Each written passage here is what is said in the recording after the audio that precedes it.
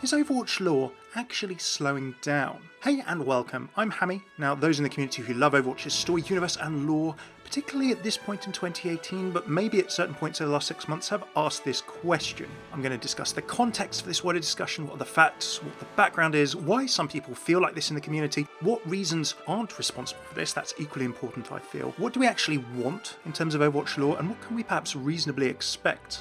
How could we get this in future? We'll also talk about Blizzard's past methods of telling story in other games, and then finish on reasons to be optimistic and happy, I think, as to what could come in Overwatch lore in future, with a little bit of speculation too.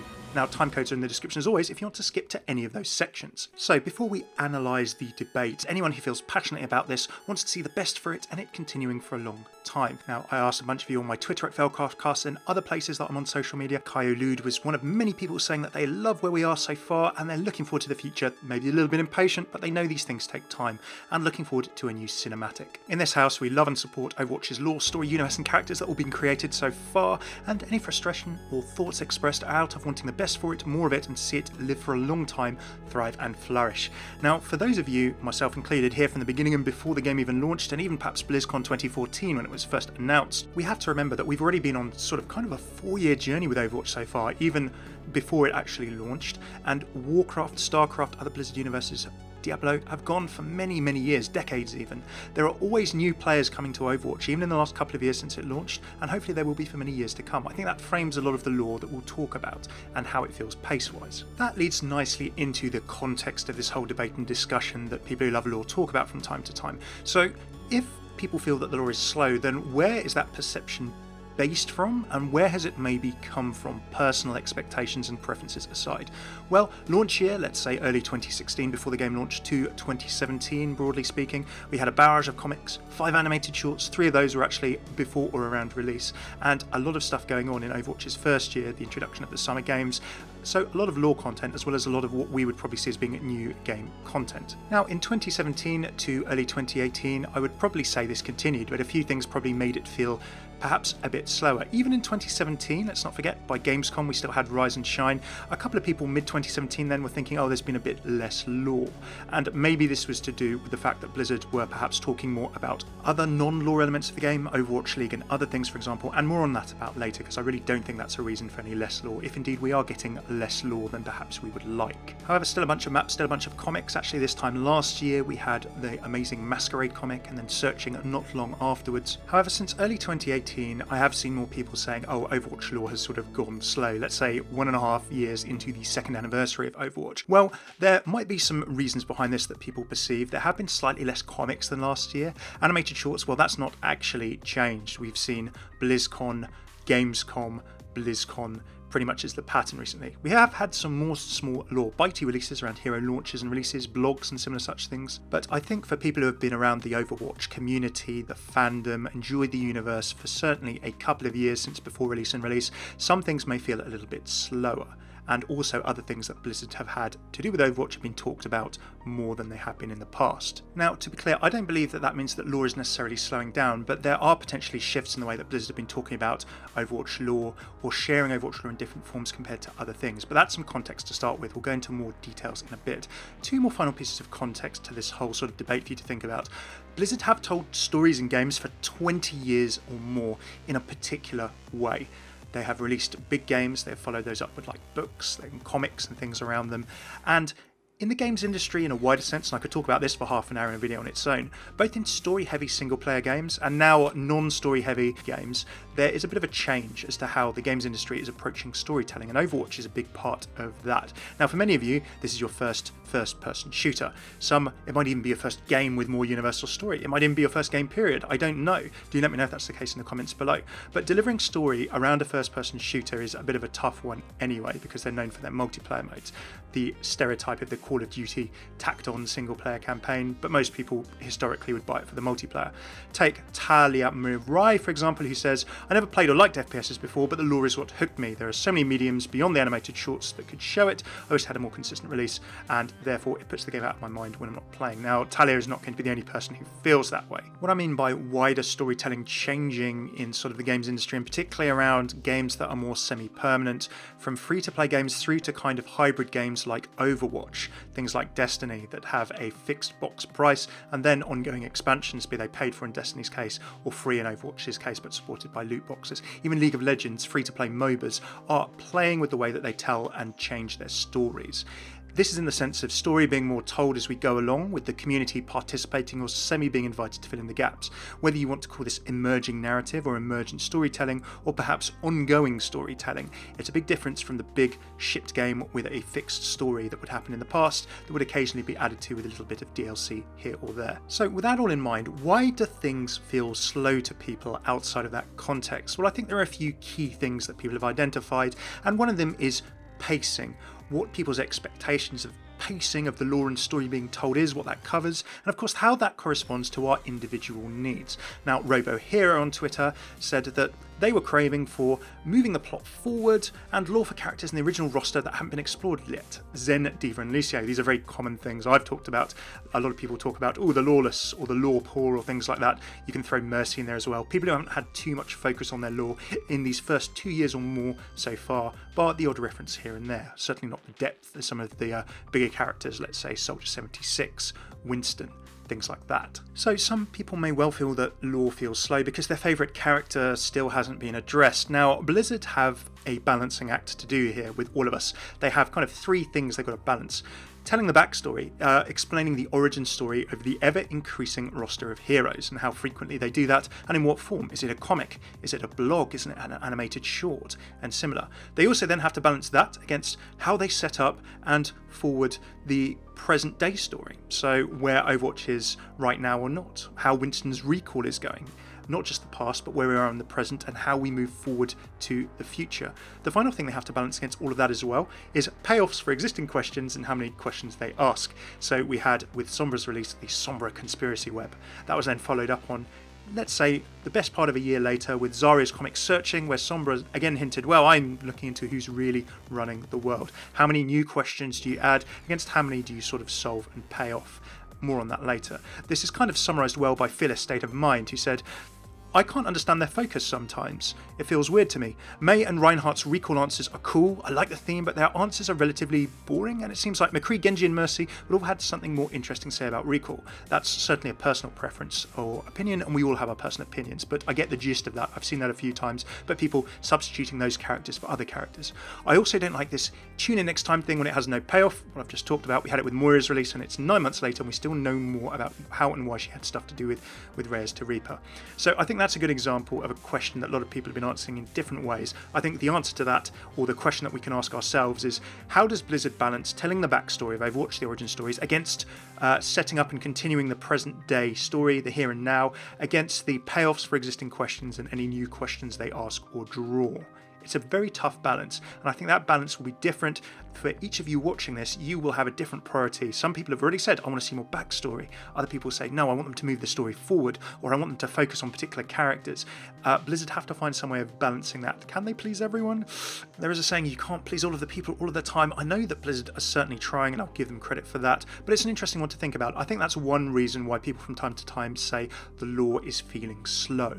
Now, Fearless State of Mind made a good point on the animated shorts. Now, I actually think there's kind of an explanation for that, or here's how I would see it. It's nothing official. Remember that you always want new people joining Overwatch and playing and joining our community and discovering the lore. And many people are still joining Overwatch. There are still many questions these new people do and don't know. I still get questions and comments on this channel about stuff that people who have followed the game's story for years know, but these people are asking the same questions. They're clearly new. That's great. That means that, the game is continuing to attract new people.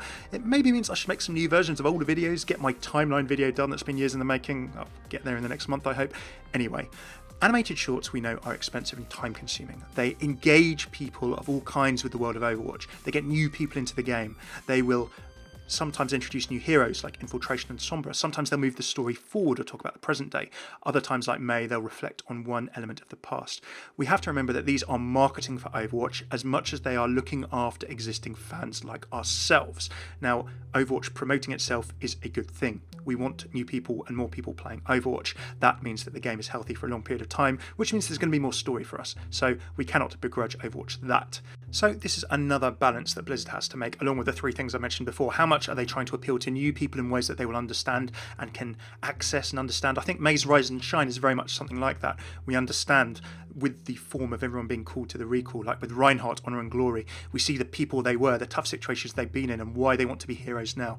This kind of stuff, as much for me, as much for you, as much as someone who's new of the game, we can all understand and enjoy in different levels. And another reason that maybe the lore feels slow for some people, as I said, is solving those questions. The sheer amount of possibilities that the story has excites so many people, and the fact that they can't all be covered perhaps quite as fast as we would like is frustrating. It is to me too, I get that, but we have to accept that at some rate there's only so much lore so quickly Blizzard can make in a certain framework, and we'll talk about that later. Now Serpentine Graphite kind of summarises this as well and says, I'm also really pumped about those Lucio Symmetra interactions added in a while back. They've had very little lore, but Vishkar's fascinating. I'm invested in what's going to happen in the future with them and in Rio. Now for every Serpentine Graphite out there's going to be another one of you with your own individual, or maybe the same part of the story that you really want to see expanded on, and the fact that it doesn't happen immediately maybe adds to the feelings that you're wondering where the story's going.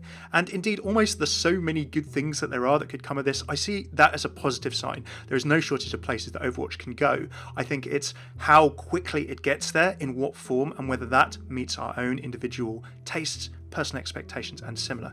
Take the Bear Muse talking here, for example, actually goes the other way and said, it feels like the team's sitting on more lore than they've let on, but they don't want to run out of material too quickly before getting into the newer content.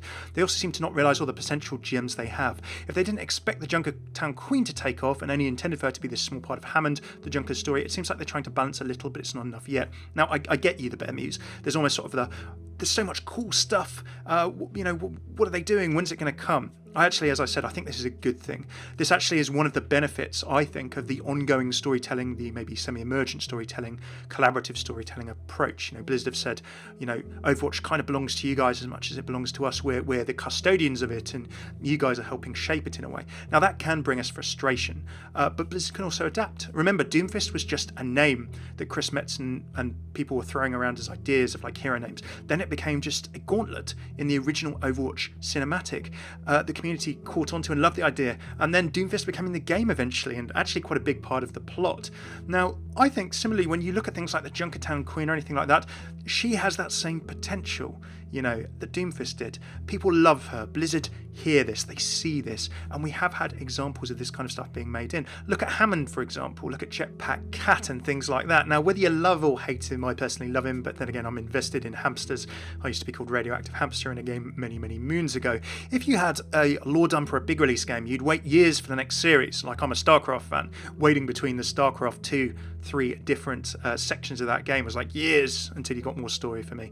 Now you wait, well, a bit less time with this kind of new kind of game format that's going on, and developers can react more quickly. Take Sombra's Skycode spray in the game, for example. As the Sombra ARG was going on, Sombra got the Skycode spray and the Skycode emote, where she was laughing at the way that people got excited by what turned out to be nothing in the Sombra ARG, when people looked up to the sky in Dorado and thought that they saw an image that was a clue.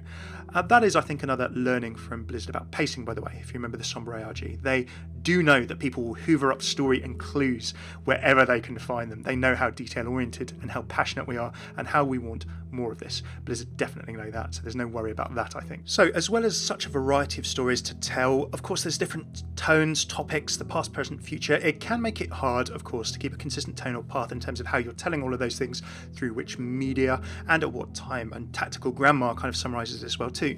It was interesting to Tactical Grandma, the difference between Retribution, very central to the plot, a bit dark, it raised a lot of discussion, to a talking hamster in Hammond.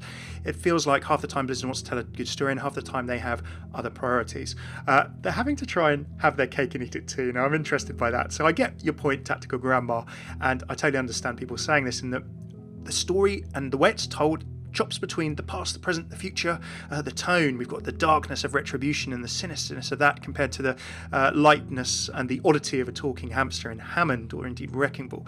juggling all of those different things, it's tough. I do think Blizzard has, a lot of different priorities. I'm not going to criticize a company who wants to make a product, wanting to make some merch and some money. I get that with so many things to talk about in a year for Overwatch in general, both game-wise and lore-wise, and lore is a part of Overwatch, the community of Overwatch, the game.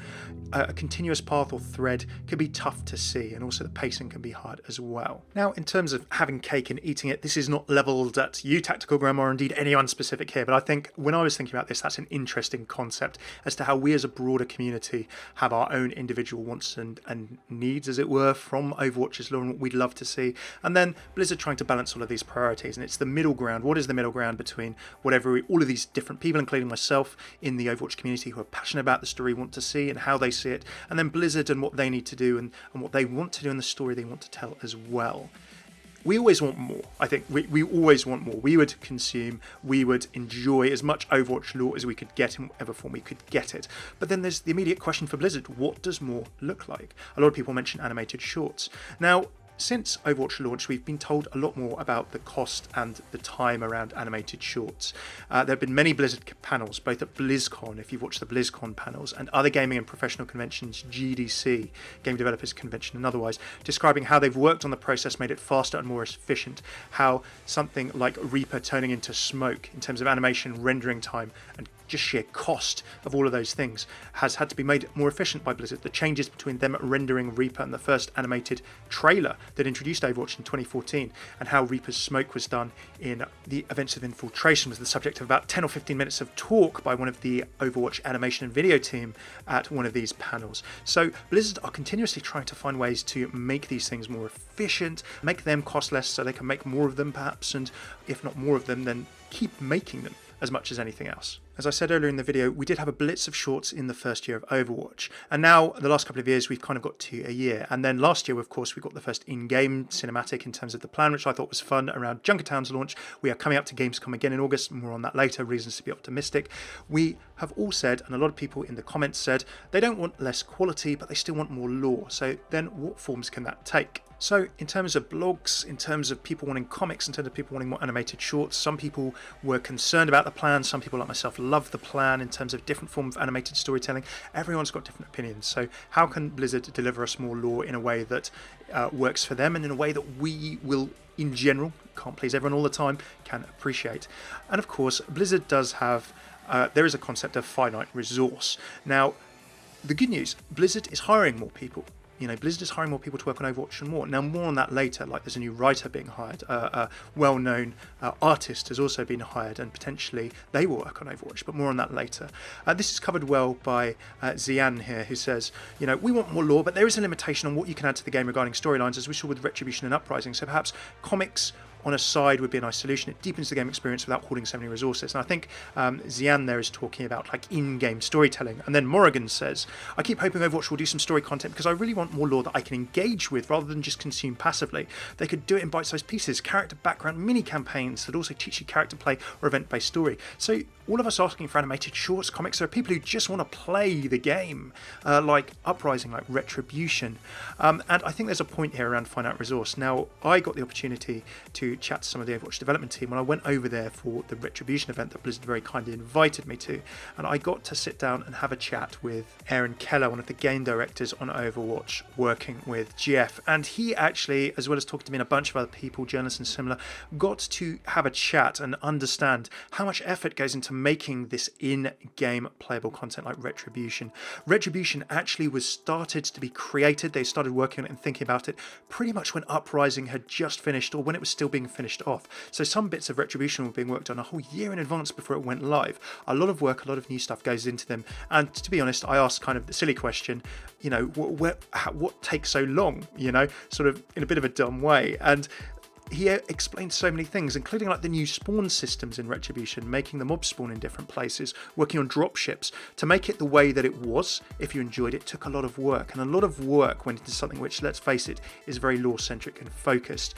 Time and money into giving that playable experience around, you could argue, I don't know, volume or breadth in terms of comics and things like that, maybe not in terms of animated shorts, we know that they're expensive. So which medium it's told in and the amount of time and resource goes into it, there's a finite amount of Blizzard resource, and that I think is something that we should think about and understand as well. As much as we might like lore in one format, there will be other people who just want it in another format entirely. But having said that, those are some reasons I think why, whether you believe them to be true or not, whether you hold those beliefs or not, people might perceive the lore as having slowed down or as maybe feeling slow right now. I think it's also important now to address why things aren't being slowed down, things that aren't responsible. Now, it's talking about Overwatch League around this. Now, Scott here is not saying that the Overwatch League is responsible, but I have heard that people saying, oh, well, Blizzard have focused on lore less because of the Overwatch League. It's the Overwatch League's fault. Oh, esports is the problem. I don't like esports, things like this.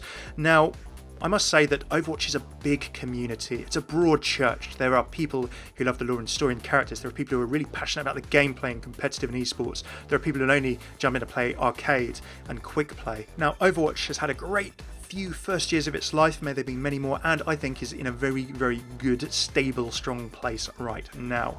So that is good for us, and Overwatch League is a part of that. Now, just jumping into esports very quickly, I know for a lot of you it may not be your cup of tea, but some of you who may not have ever watched esports or professional gaming before might have got into it through Overwatch. You pick a team that you support. Now, so why is Overwatch League not responsible, and why do I actually think it's really important to the health of Overwatch as a game in the future and also the possibility for lore? Well, the Overwatch League Season 1, a lot of people were sort of detracting it before it started or concerned about it, myself included. Big buy-in fees for franchises. Who's going to spend $20 million, $30 million on buying into an Overwatch League franchise? But Nate Nanza, the commissioner of the league, actually said recently that it's on track to be profitable now for any sports league, let alone a gaming league. That is really important. The other news recently that popped up was that the Overwatch League playoffs are going to be, and have been, on ESPN and Disney XD. Now that, having it on terrestrial, on TV, not just online on Twitch, is really important too. Now, TV gives more audience, it gives more exposure for sponsors. All of the sponsors as you may have seen on the Overwatch League. This makes the whole thing more valuable for Blizzard, more valuable for people to buy into, which means more money into Blizzard and Overwatch, and for sponsors to well sponsor. So esports and a healthy Overwatch League, I actually don't think is something that's taken away from lore. I think it's really important for the mid to long-term health of Overwatch as a game, of Blizzard as a company, and the fact that it's working, that they've done well from it, even if it needed a little more of their focus. And of course, don't forget that Blizzard hired around Overwatch League. You don't need the same people working on lore and story as you do working on Overwatch League. They proved it seems so far it can work. They proved it seems so far, if Season 1 is profitable, that it can make money. This is really important for the long-term health of just the game, of the ecosystem of which our love of lore is a part. So although Blizzard may have finite resource or things like that, there's a reason for it, and I don't believe that Overwatch League is any kind of sort of demon that we should blame for the lack of lore. If anything, I think it's going to add to the game and keep the game and interest in the game strong for a long time to come. So good news. But then, well, why maybe a few less comics, even if we have had this pattern of animated shorts? I think that we all have this passion for lore and story that exceeds, at the moment, the speed at which Blizzard feels they can comfortably deliver on, but they have been hiring and doing things, I think, to change that. Now, Blizzard have had a history of telling stories in games for the biggest part of my life, so they know a thing, whether you like the way in which they do it or not, whether you agree with everything they do or not. They have a lot of experience in telling stories, and now the kind of way in which they're trying to tell Overwatch's story over a longer period of time in an online environment is a very different and new form of storytelling, maybe not just for Blizzard but for games companies in general. So I'm going to give a quick bit of wider context as to why I think that's relevant here, and why it might make the way that they tell this story feel slow compared to, say, you going and buying Fallout 3 or The Elder Scrolls or a Dragon Age game or something like that. Persona 5, pick your favourite RPG of some kind here. Now, Blizzard like doing stuff right. They like trying to do stuff and polish stuff till it's really, really good and doing it right. There's a reason that Torbjorn has a line which is completion date when it's done, and the idea of soon TM, soon trademark, Blizzard time is something that they'll work on it until they feel that it's at a standard that they expect. And for people who are used to different things from different places, this can sometimes be, a little bit of a different approach where things are sort of fast and scrappy, for example. It's worth noting that while Blizzard have been progressing Overwatch's story the way they have been, other big names in the industry have also been trying to work out or struggling with how this different kind of storytelling goes with maybe these longer life cycle of games that aren't sort of one release and then left, or maybe one release and then a couple of DLCs. Take Destiny, for example. Now, I've played both Destiny 1 and 2. Now, Bungie, of course, famous for their Halo single-player storytelling in the past, in what almost seems to be the older format now of sort of single-release games with multiplayer or similar like that. Look, even Fortnite's getting involved with it. I'm going to keep talking about Fortnite short, but they've introduced a wider fun narrative in recent events, like items from the game showing up in real life in the desert in America because their map is changing, rifts in the map changing their world. That's very high level. It's not going deep into the story or people or characters or personalities or a world like Overwatch is, but other companies are playing with this ongoing storytelling as well. Games being a longer lifespan, being some things that are supported over years rather than sort of a workup of like 3 or 4 years before one release, is something that Blizzard and other games companies are dealing with. Another comment from Robo here, who said, I know that League of Legends releases short stories for specific characters with a bit of art in specific bio pages, and maybe this is a way that Blizzard could perhaps adopt for talking about lore more often. Now, I like and I've played League of Legends in the past, whether you're a fan of that kind of game, MOBAs or not. A couple of years ago, I think it was, League of Legends just retconned all of their lore. They just said, look, you know what, the little stories we've had here and there in the past, the kind of idea of everyone fighting in one place, you know what, we're actually going to scrap it all and we're just going to do we're going to rewrite the lore from the ground up pretty much. So retconning, it happens a lot in a lot of different places. I know some people have strong feelings on this. I do know that the collaborative storytelling approach, the slightly more open-ended and ongoing approach that Blizzard has right now, does leave room in which people may cement their own thoughts as fact, and then that creates a problem for Blizzard to come back on, regardless of the way in which they do it. I've already explained how I felt about Diva in a 20-minute long video previously. Links in the description below if you want to check it out. But whether Blizzard, whether Riot, whether Bungie, whether even BioWare with Anthem, of course, coming up, and the way that they're looking to tell the story in there, in a way that the story is going to go beyond the initial game that you buy, it's another hybrid, I think, kind of like Overwatch is. Any story-centric game, any role-playing game, one with a huge package of story or a big world or engaging universe, of a story told or perhaps expanded on by DLC in the past. So Blizzard is experienced, as are many companies, with telling story in that way, and many companies, as I've mentioned, are trying to tell story in this way where games are ongoing and being updated very frequently. In Overwatch's case, there's something happening almost every month. There's not a one-shot, one-piece story anymore, and therefore that's where these pacing challenges, how it's told, the mediums by which it's told, and juggling priorities comes in. Now, you might think that this video so far is a justification of Blizzard's strategy. It's neither a justification nor a condemnation. I think that fundamentally in gaming storytelling and video games, there's a shift in types of games being made, or new forms of games that are being made, like Overwatch, even if they're iterations or tweaks on previous formulas. And if they have story at their heart, there's a way in which story being told is changing, and the way in which games and audiences and communities are sort of adapting and finding their feet around that is changing too. Blizzard have told stories for a long time. This is a new journey for them in as many ways, even with all of that experience, as other companies as well. It's kind of a one we're going on together, and Blizzard have had 20-year journeys before. I hope this is going to be 20 years for Overwatch. So, if you look at the way that Blizzard have told these stories before, I think that there are things that might well come into it that could benefit everyone. It will help Blizzard do it in a way that they feel comfortable with and they have experience with, and it will help us get more story. Here's one example. Evermore jumped in and said, you know what, I'd love more Diva, Symmetra or Widow lore that ties in with a one-shot book, a short one.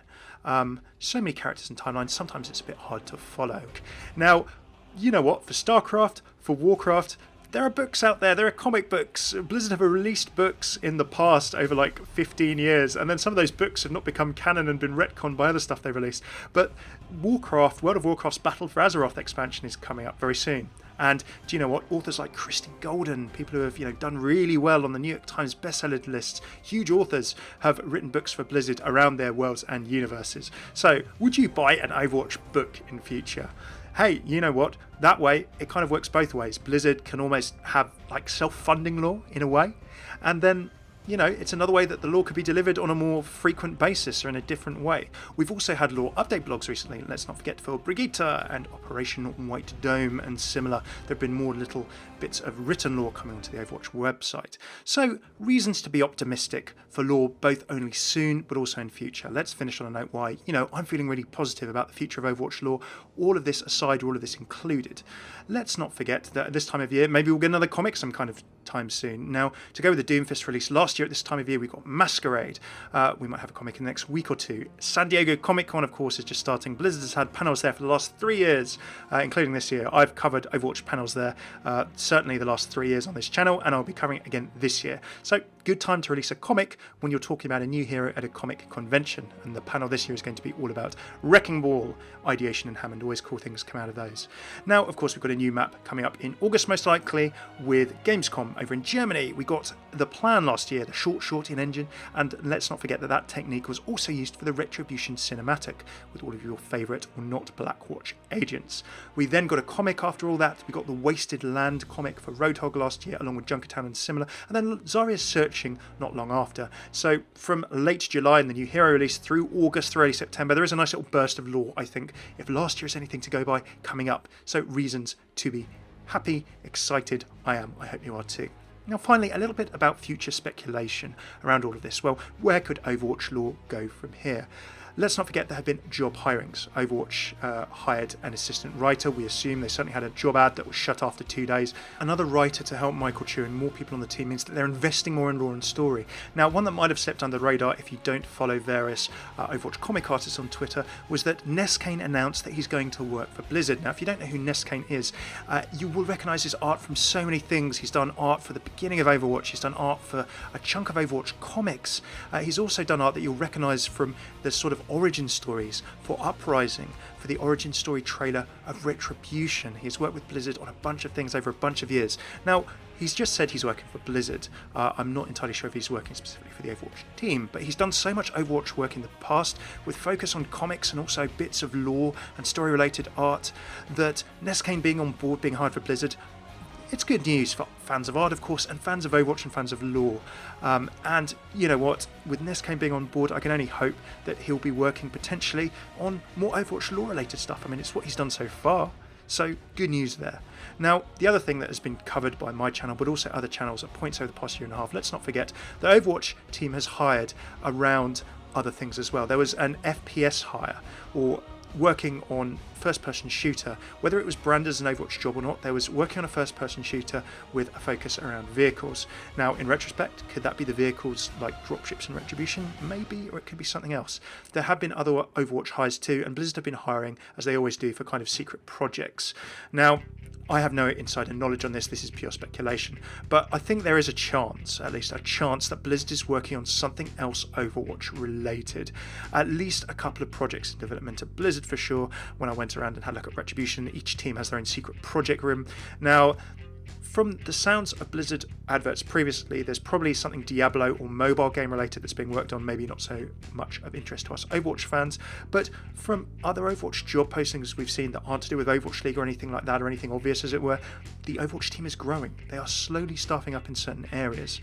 And what could that be for? Maybe some of it's just to work on more stuff for the game that we know and love right now, and that's a good thing too, because there'll be more lore. As I said, a new writer, a talented artist. These people are all going to help make more lore, surely, as well as develop the Overwatch universe. I don't think there's any questions about that. But could there just be a new game of some form or another for Overwatch being worked on right now? And you know what, timeline wise, if there is, maybe, just maybe, we'll hear about something big that the team is working on.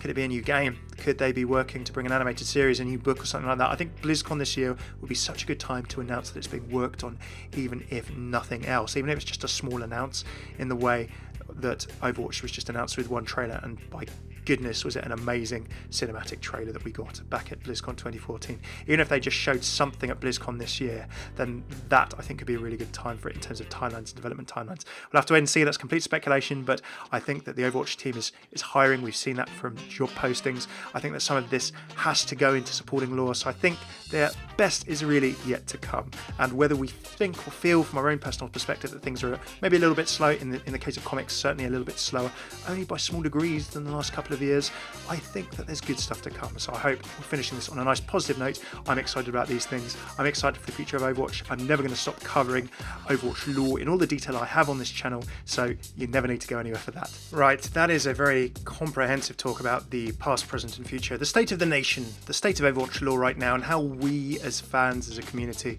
all feel about it from different perspectives. Maybe a bit from Blizzard's perspective, maybe some perspectives you hadn't thought of at all. If you've got this far, well done. Do let me know your thoughts, your comments, how you feel about Overwatch Lore in the comments below. Drop me a tweet on Twitter at FailcraftCast would be the place to do that. I'd love to hear your thoughts. I'm really excited for where Overwatch story could go. I hope you're excited as well. May it go for many years to come. As always, if you like this video, throw a like, subscribe, comment in the comments below, share it with people. It really helps me so much, and I'm just glad that you guys enjoy my videos and have watched. So big thanks to you all for the past few years and many more to come. Big thanks to my patrons on Patreon.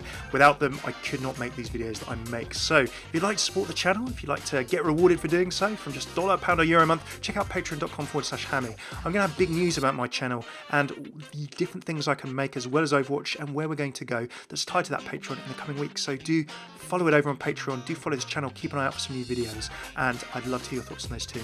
Cheers for tuning in. Really appreciate all of you guys' support and never take it for granted. Thank you for watching. Hope you enjoyed. I've been Hammeh. Take it easy.